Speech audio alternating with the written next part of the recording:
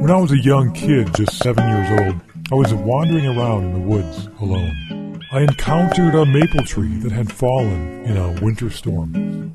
I noticed numerous brown, amber-colored icicles hanging from the end of the tree. Curiosity led me to pick the icicle and taste it. Simply amazed at the sweet taste, I quickly ran home to let my family know about this treasure.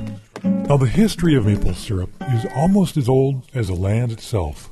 According to Native American oral traditions, as well as archaeological evidence, maple tree sap was being processed for its sugar content long before Europeans arrived in the region.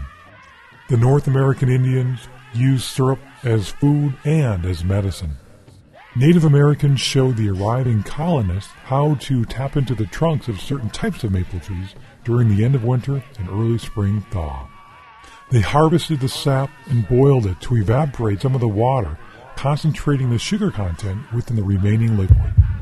These beautiful, tall maple trees seem to have a pulse, like that of a heartbeat.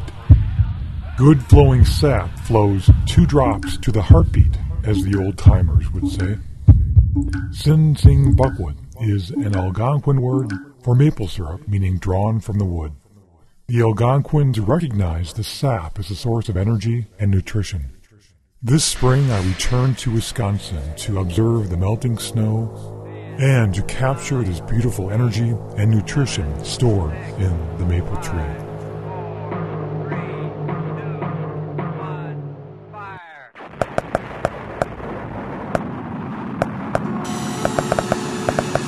A drill is used to bore a hole through the bark, cambium, and sapwood of the maple tree.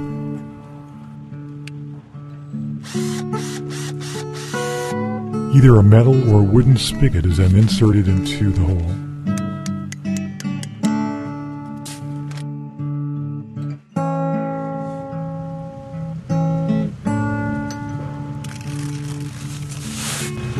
The spigot is used to redirect the sap into a collection container. Freezing night temperatures and warm days are needed in order for the sap to flow. The temperatures above freezing cause a stem pressure to develop, which, along with gravity, cause the sap to flow out of the tap holes or other wounds in the tree.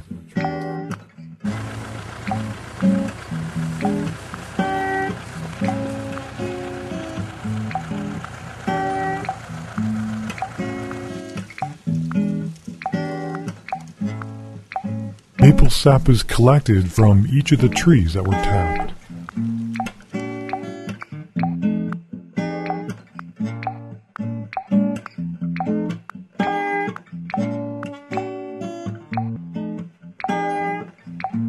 Commercial producers of maple syrup often use plastic tubing with a partial vacuum system. The vacuum system has enabled increased production.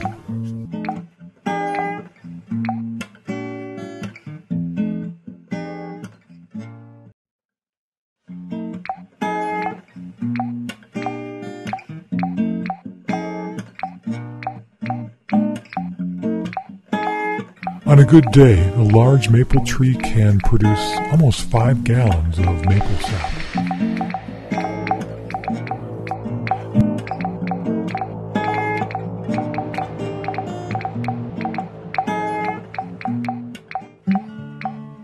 After the sap has been collected, it is transferred to an evaporator.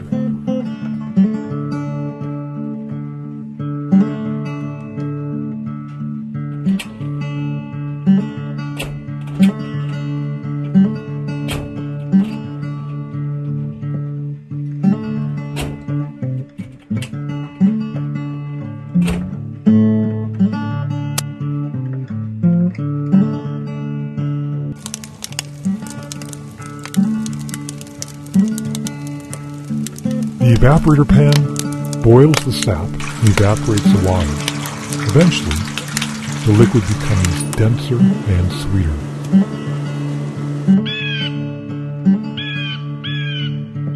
On average, it takes about 40 drops of maple sap to produce 1 drop of maple syrup.